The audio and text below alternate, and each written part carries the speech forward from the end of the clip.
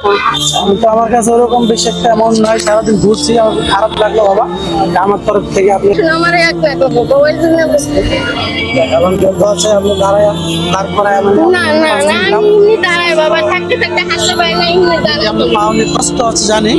আমার পায়ের সমস্যা, এই যে এখানে হাঁটি কাটুনে চিকিৎসা করতে করতে আমি একটা গরু বেঁচেছি। ওটাই দিন, হ্যাঁ?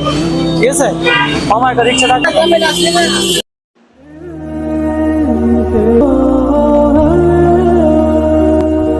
প্রিয় বন্ধুরা, যতটুকুই পেরেছি খালাকে সাহায্য করে, তারপরে দেখতে পাচ্ছেন একটি রিক্সা ভাড়া করে খালাকে গাড়িতে তুলে দিলাম তার বাসা 1 নম্বর মাজারের ওখানে।